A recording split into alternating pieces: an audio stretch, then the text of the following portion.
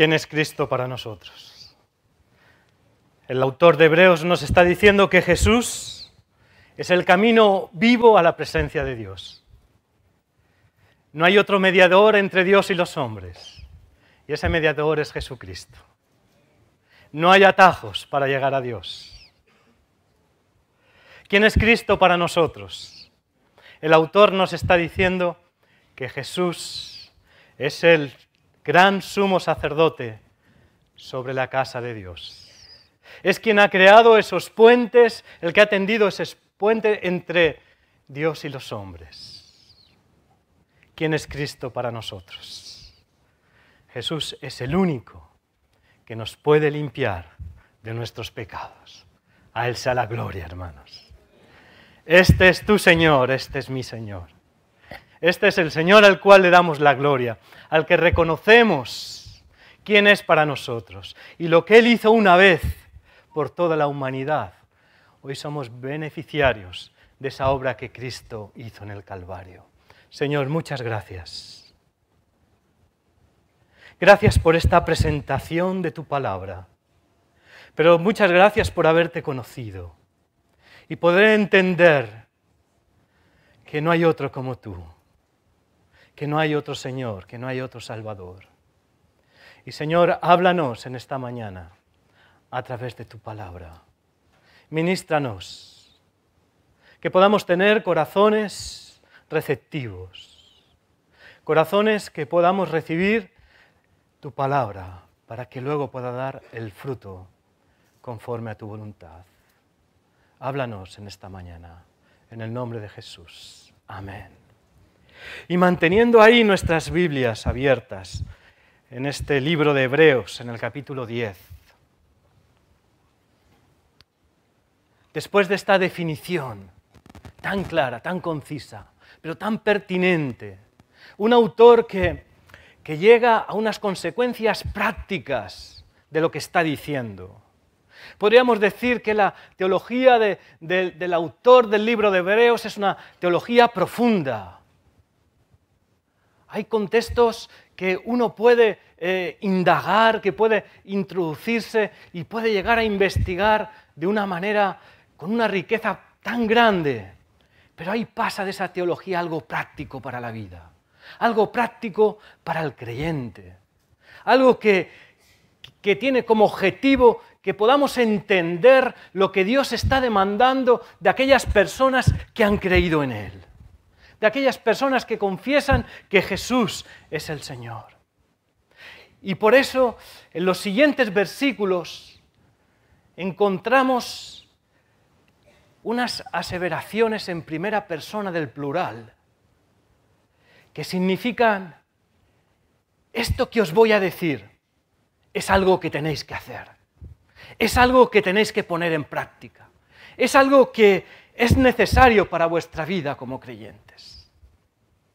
Y hermanos, hoy es una fecha significativa, porque estamos concluyendo, bueno, mejor, iniciando un segundo semestre de un año. Han transcurrido 6 meses, en los cuales lanzamos un énfasis a la Iglesia. Y ese énfasis era ser una Iglesia apasionada. Y tengo que decirles, mis hermanos, que desde el mes de enero hasta el último domingo de junio, el Señor ha bendecido grandemente a su Iglesia. Y hemos recibido grandes bendiciones. Hemos recibido palabras oportunas, palabras adecuadas. El Señor nos ha hablado, el Señor nos llevó a buscarle en oración. El Señor ha permitido ver cómo en medio nuestro ha habido hermanos que han hecho profesión de su fe y han confesado que Jesús es su Señor. Hemos visto cómo la Iglesia sigue creciendo, cómo seguimos desarrollando.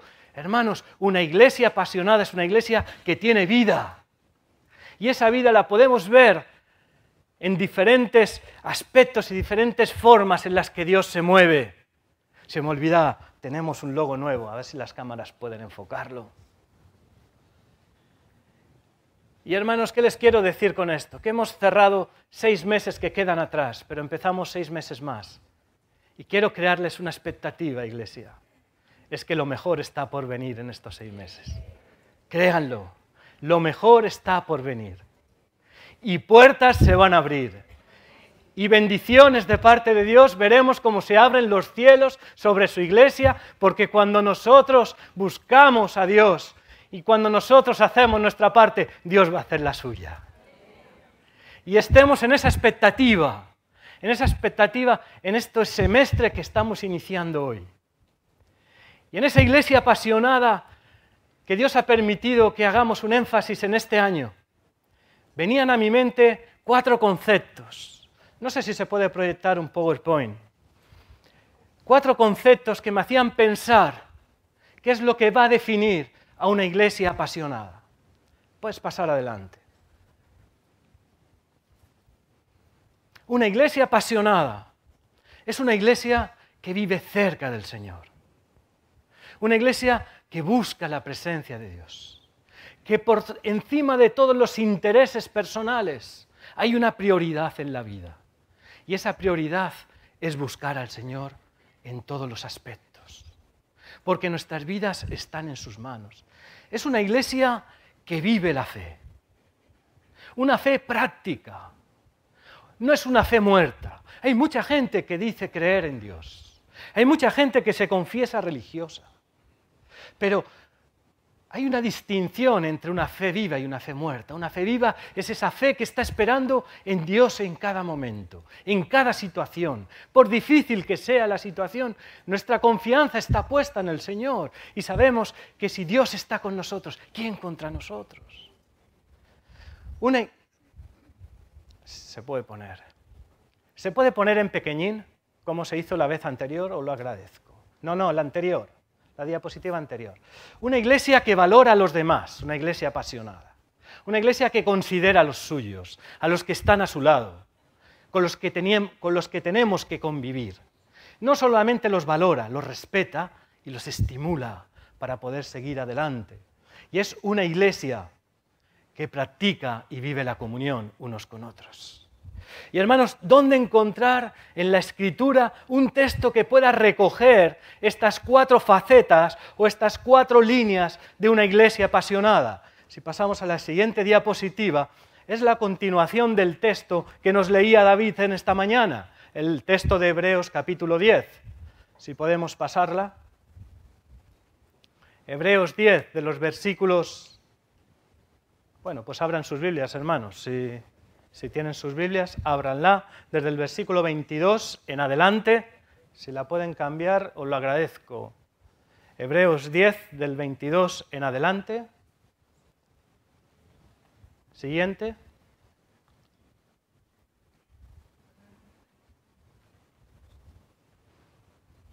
Vamos a darle un aplauso a esta gente que está allá atrás. Hacen un buen trabajo. Esto no es un fracaso, hermanos, esto es que fallan los medios, no son las manos, ¿eh? Muy bien, pues ¿no? No pasa, ¿no?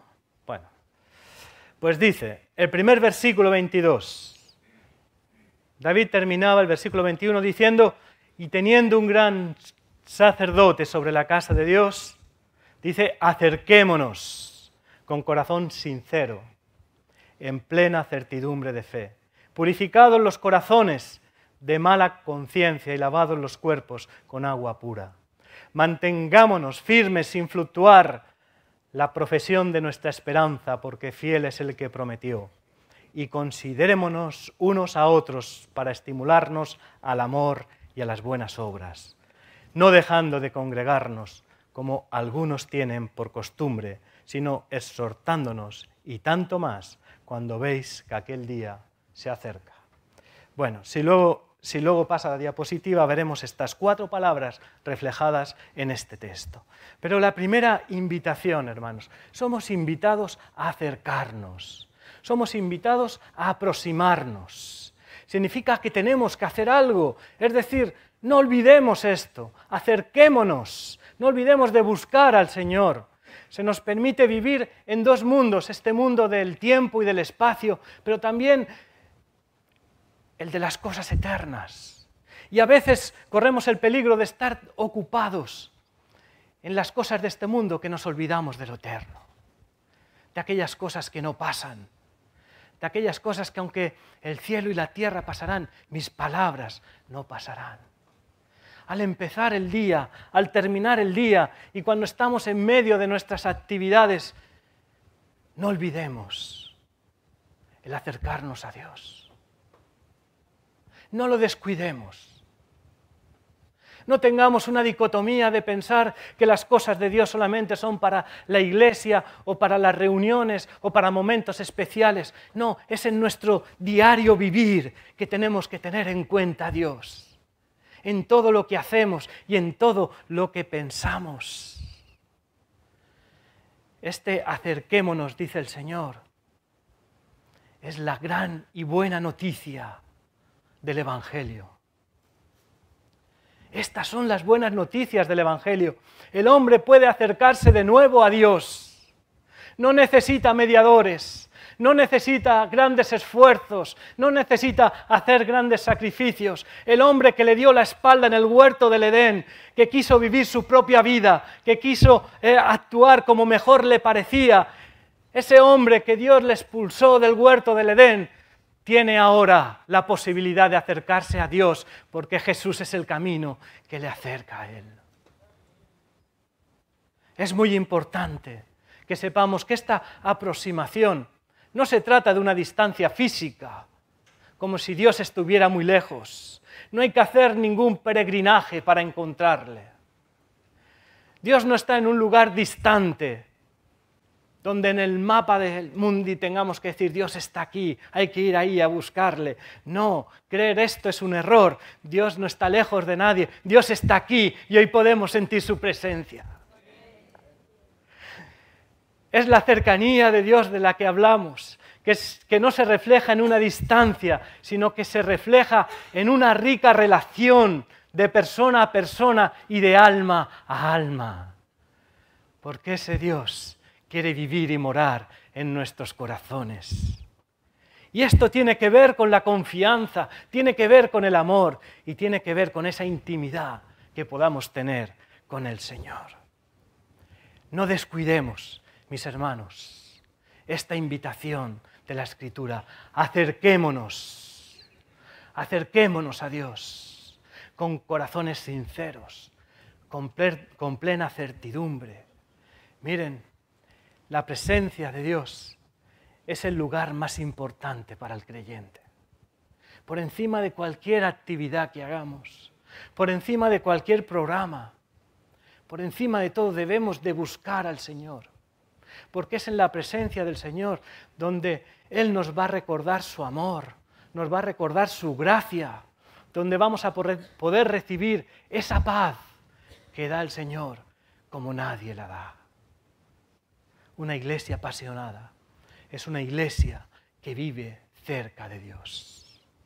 Pero ¿cuál es el segundo concepto que encontramos en la Escritura? Lo encontramos en el versículo 23. Dice, mantengamos firme,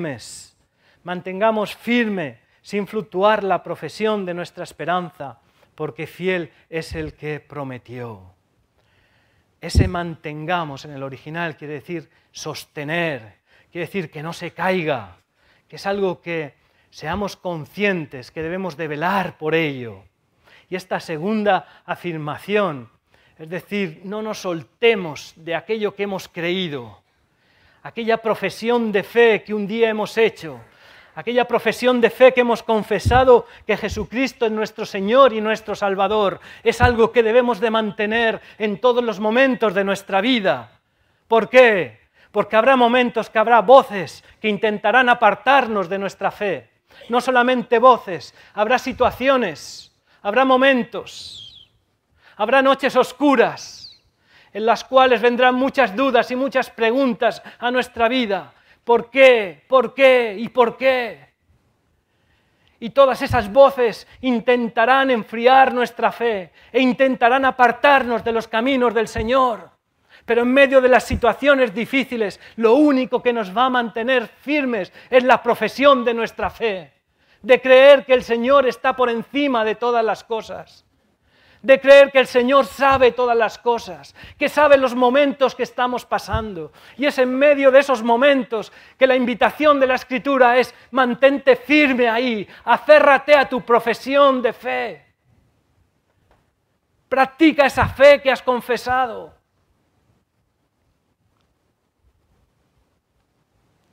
Había un anuncio de unos zapatos que era muy interesante. Uno se compraba aquellos zapatos y al ponérselos volaba, caminaba sobre el aire. Y a veces imaginamos que la vida cristiana es igual que eso. Recibes al Señor en tu corazón, recibes la bendición de Dios y luego te pasas el resto de tu vida flotando en el aire. ¿Alguien vive así? Que levante su mano. Para preguntarle. No es así, ¿verdad? No es así. El Señor no nos habla de un vuelo de fe, ni tampoco de un recorrido turístico de fe, pero habla de un camino de fe. Y muchas veces la tentación en este viaje, en este camino, esa tentación nos asalta de querer abandonar. A veces somos tentados a renunciar a la vida cristiana por circunstancias. Y cuando asalta esta tentación o cuando las cosas se ponen difíciles, vienen preguntas: ¿qué sentido tiene intentarlo? Y esa tentación de abandonar, cuando todo lo que vemos lo vemos oscuro, lo vemos difícil, me recuerda lo que vivió Elías, cuando él estaba viendo su entorno, cuando él estaba viendo las cosas que estaban sucediendo. Habían matado a todos los profetas. Empezó en su vida a gestarse un temor y un miedo. Él mismo decía: Señor, ya estoy harto, esto no sirve para nada. Incluso dice, él deseaba: Padre, llévame contigo. Aquí ya no hay nada que valga la pena, ni nadie que valga la pena. Pero fue en esos momentos que el Espíritu del Señor le habló a su corazón y sus ojos fueron abiertos y pudo entender que la vida valía la pena y que Dios tenía planes con su vida. Es aún en los momentos más difíciles que sé sensible a la voz de Dios, porque Dios te va a hablar a tu corazón. Y Dios va a permitir que tú no abandones.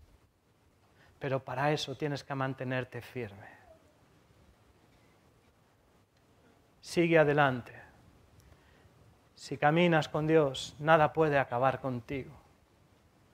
Nada puede acabar contigo. Aferrémonos, agarrémonos, mantengámonos sobre la profesión de nuestra fe. Es lo que nos va a permitir creer que, por difícil que sea la situación, creer que tenemos un Dios de imposibles y un Dios que está a nuestro lado. Por lo tanto, la profesión de nuestra fe tiene un gran valor en nuestra vida. Espera en el Señor. La siguiente exhortación e invitación está en el versículo 24, cuando dice: considerémonos unos a otros para estimularnos al amor y a las buenas obras.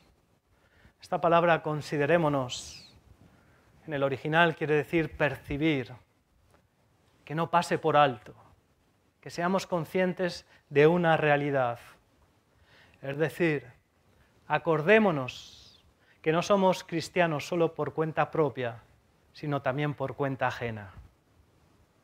Es fácil acomodarnos a la vida cristiana, pero el cristianismo y el egoísmo es algo que es incompatible. Y el autor de Hebreos aquí está trazando el deber de una forma práctica de cómo debemos tratarnos los unos a los otros. Y este deber es que nos debemos de animar mutuamente. Debemos considerarnos. uno de los deberes humanos más elevados es el estímulo. Y está comprobado científicamente y con grandes estudios que se han realizado que cuando tú animas y estimulas a una persona, esa persona puede conseguir grandes retos y se puede esperar mucho más de ella. Pero esto no nos lo tiene que decir un científico, nos lo dice el Señor en su palabra. Cuando está diciendo considerémonos, tengamos en cuenta. Miren, con mi nieto estoy aprendiendo muchas cosas en este último tiempo. Y a él le gustan mucho las pelotas. Y estábamos jugando un mediodía con la pelota y todo su interés era pegar un puntapié a la pelota y saltar la puerta unos 2 metros para que la pelota se fuera a la calle. Y venga a darle puntapiés y la pelota no llegaba, siempre se quedaba dentro. Yo, no puede, y no podía, y ahí esforzándose. Llegó un momento que ya estaba yo cansado de verlo y quería terminar ya con ese juego, y le dije así, como les voy a decir ahora, le dije, Joel, me cachis en la mar, tú puedes dar un puntapié y esa pelota saltarla a la calle. Y él cogió carrerilla, le dio un puntapié y no vimos la pelota más. Yo dije, esto es lo que realmente necesitamos en momentos determinados de la vida. Decirle, mira, no estás pudiendo, pero esfuérzate que tú puedes. Y ahí me acordé de aquellas palabras que Eliafaz en el libro de Job, en el capítulo 4, el versículo 4, le dice a Job, dice, tus palabras han mantenido en pie a muchos otros. Dije, eso es verdad. Una palabra de ánimo, una palabra de estímulo, una palabra de decir, hermano, tú puedes. Eso tiene un gran valor para la vida. Y por eso este hombre le recuerda a Job y le dice, al que tropezaba, enderezaban tus palabras y esforzaban las rodillas de aquellos que se decaían.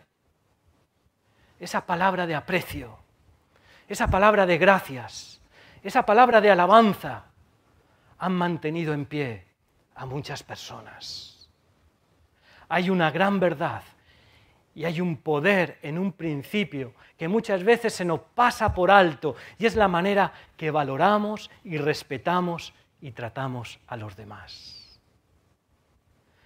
Dios ha puesto en nuestras manos el bienestar también de otros y el podernos ocupar de nuestros hermanos. Y esto nos va a hacer responsable de ello. Y mis hermanos, no lo veamos esto simplemente como una carga. Hay una recompensa de esto. Porque el Señor dice en su palabra que Él honra a los que le honran. Y eso es una promesa de parte de Dios. Es una recompensa que podemos recibir. ¿Saben? Hay una de las afirmaciones o de las preguntas que diría que son de las más insolentes que podemos encontrar en la Escritura. Diría hasta el punto que es una pregunta cínica. Es esa pregunta que Caín formuló a Dios después de haber matado a su hermano. ¿Recuerdan qué le preguntó? ¿Qué le dijo? ¿Qué le dijo? No tengan miedo. ¿Soy yo acaso guarda de mi hermano? ¿Soy yo acaso guarda de mi hermano? ¿Por qué me preguntas por mi hermano? ¿Es que tengo que responsabilizarme de él en mi vida? Sí, mis hermanos, tenemos que aceptar la responsabilidad por otros en nuestra vida. Y no porque lo diga la iglesia de la calle Conde de Barcelona, sino porque la palabra del Señor nos invita a considerarnos, a estimularnos al amor y a las buenas obras los unos a los otros. Y debemos ser responsables de poder exhortar a las personas, de instarlas, de animarlas en su camino cristiano.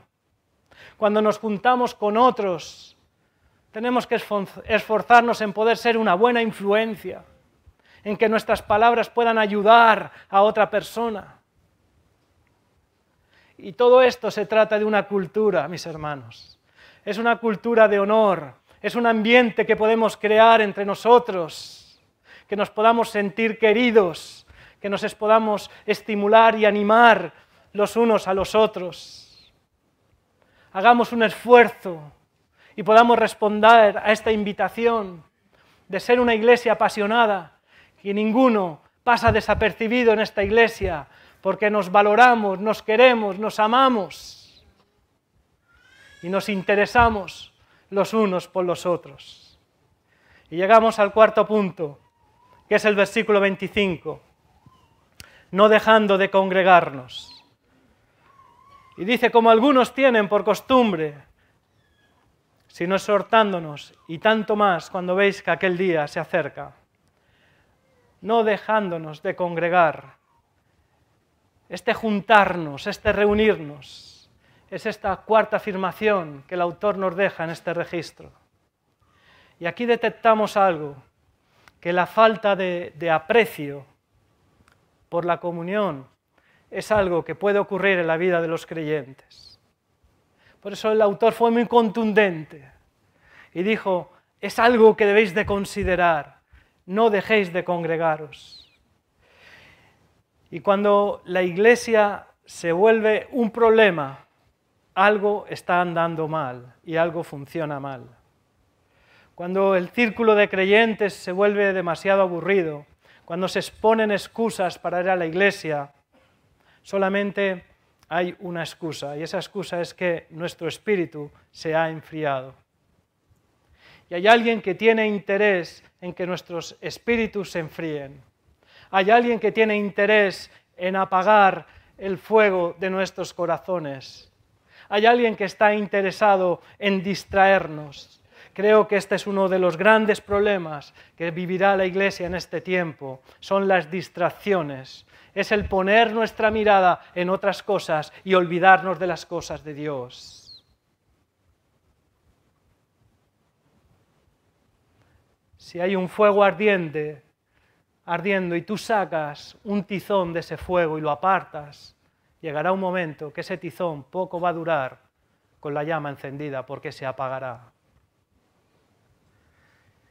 Algo que siempre han hecho los cristianos ha sido el reunirse.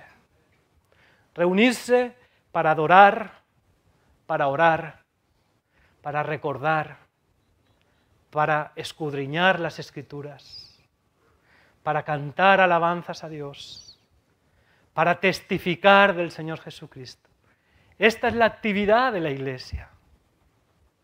Y esta actividad y este ritmo de la iglesia se da cuando estamos juntos, cuando tenemos comunión, cuando nos reunimos. Por eso es tan importante que no dejemos de reunirnos. Y eso ha ocurrido desde el día de Pentecostés hasta hoy, que los primeros cristianos se reunían. La iglesia como asamblea de Dios. Valoremos la importancia que tiene el acudir a la casa del Señor para buscarla a Él, para adorarla a Él. Y miren, a veces hay cosas que Dios no te va a decir en tu intimidad, pero te las va a decir en la iglesia. Y valora esto. Dios siempre tiene una palabra para su pueblo. Y alguien dirá, bueno, yo no voy a la iglesia, pero me reúno con mi Señor en mi casa o en otro sitio, o no tengo necesidad de ir a la iglesia. Miren, hermanos, yo no creo esto. Creo que esto es una trampa del enemigo que pone en nuestras vidas. Dios puede hablarte en tu intimidad, Dios puede hablar a tu corazón, pero hay cosas que Dios no te dirá, que solamente las dirá en su iglesia, a su pueblo, a su cuerpo. Por lo tanto, valora la comunión, valora el reunirte con tus hermanos. Miren, por naturaleza somos personas gregarias. Y eso significa, bueno, hay una frase muy común que lo define muy claro, ¿no? Dios los cría y ellos se juntan, ¿no? Todos conocemos esa frase, ¿no? Pero eso es para todo en la vida. Como pueblo del Señor nos juntamos aquí porque amamos al Señor, pero al que le gustan las motos se juntan con los de las motos y así, etcétera, etcétera, ¿no? Pero alguien me dijo una vez algo muy interesante. Dice, mira, los animales de la selva se reúnen en el abrevadero Y dice, aunque en la selva a veces están luchando a muerte entre ellos, dice que hay una tregua que se produce cuando llegan al abrevadero, porque todos se reúnen para beber agua. Y yo decía, wow, cuando venimos a la casa de Dios, ahí es donde nos reunimos, que está el manantial de fuente de vida. Es donde hay agua de vida para tu vida, para ti y para tu casa. Hermanos, valoremos la comunión unos con otros. Es una cosa necesaria, es un motivo, nos necesitamos. Y el cristiano individual tiene que apreciar también la compañía de otros cristianos. Y para concluir, mis hermanos, el deleite colectivo, ese deleite que debemos de tener como Iglesia del Señor, en esa libertad que nos está hablando el autor de Hebreos, porque nos dice que tenemos libertad para entrar en este lugar santísimo. Tenemos libertad, mis hermanos, para acercarnos a Dios. Tenemos libertad para podernos mantener firmes a esa profesión de nuestra fe. Tenemos libertad para podernos considerar unos a otros. Y tenemos libertad para poder decidir el no dejar de congregarnos. Y hermanos, cuando pensaba en estas 4 facetas,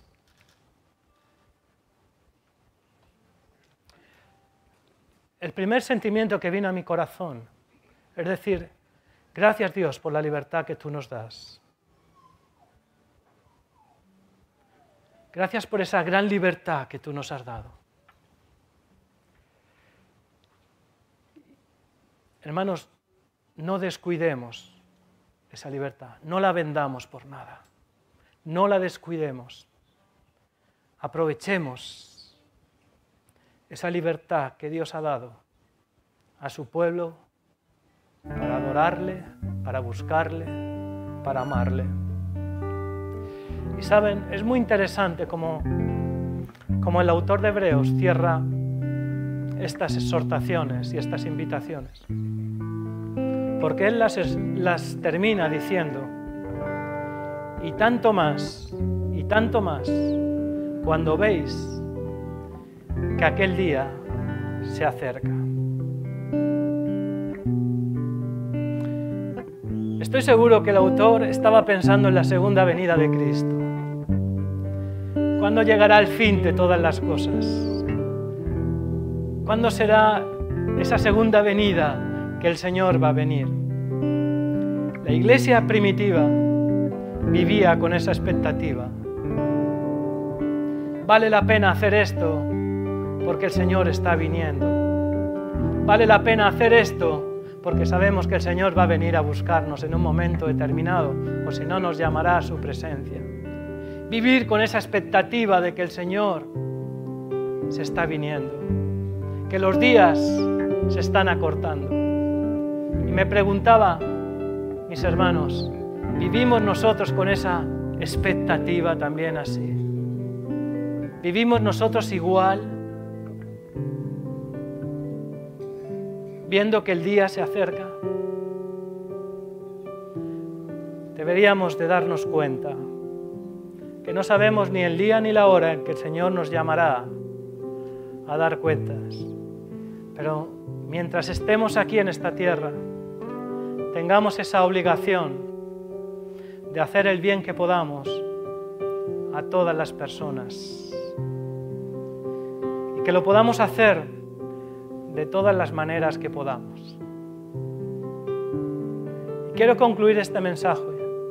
Son 4 conceptos. Y espero que Dios haya hablado a ti en esta mañana en tu corazón. A mí habló con esta palabra. Y me di cuenta que había cosas que tenía que reorientar en mi vida. Son 4 conceptos muy diferentes. Pero yo te quiero invitar en esta mañana a que dejes que el Señor, que el Espíritu Santo obre en tu corazón.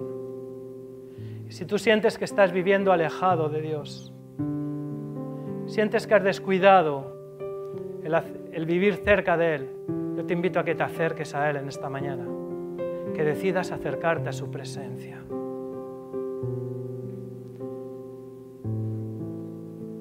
invito a que te puedas mantener firme en medio de la prueba, en medio de las aflicciones, que te puedas aferrar a la fe, a la profesión de tu fe, que des valor a la profesión de tu fe, que la tengas en cuenta como ese ancla, como ese bastón que te va a mantener firme en medio de cualquier situación. Y que también puedas considerar a otro, hermanos. Creo que ahí tenemos que trabajar mucho este tema. Y el considerar unos a otros es a veces valorar lo que están haciendo otras personas. Y eso no solamente para la iglesia, es para tu casa también. Es para valorar lo que hace tu esposa, valorar lo que hace tu esposo, valorar lo que hacen tus hijos. Considera a los demás. Considera a los demás. Tiene un gran valor en nuestra vida. Y mis hermanos, quizá dirás, bueno, esto no nos lo tienes que decir a nosotros porque estamos aquí. No dejemos de congregarnos. No hay nada más hermoso y más bonito como tener comunión los unos con los otros y poder dar un abrazo a un hermano y poder valorar la comunión que tenemos con Dios, pero también la comunión unos con otros, y poder estrechar una mano y poder transmitir una sonrisa y poder expresar el amor unos a otros. Eso solamente se da en la casa de Dios. No dejes de congregarte. No abandones la comunión con los hermanos. No hay nada más precioso que eso. Deseo que podamos seguir siendo, en este segundo semestre, esa iglesia apasionada, que su deseo más grande es honrar y hacer la voluntad del Señor. Que el Señor os bendiga.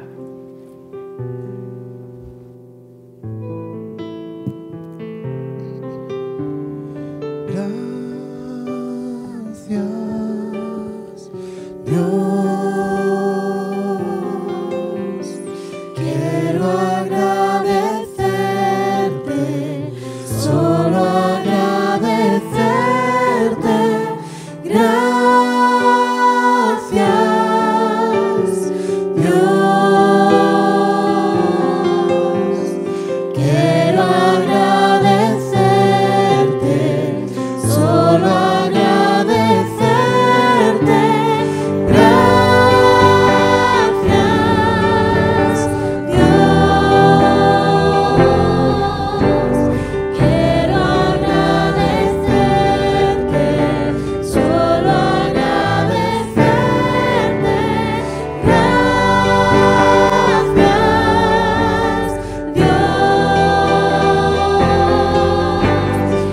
Quiero agradecerte, solo agradecerte. Solo quiero tomar este momento ahora. Gracias, Dios, por lo que has hecho en mí. Solo quiero tomar este momento ahora. Gracias, Dios, por lo que has hecho en mí. Gracias, Dios. Quiero agradecerte, solo agradecerte. Gracias, Dios. Quiero agradecerte, solo agradecerte. Solo quiero tomar este momento ahora. Gracias, Dios, por lo que has hecho en mí. Solo quiero tomar este momento ahora. Gracias, Dios, por lo que has hecho en mí.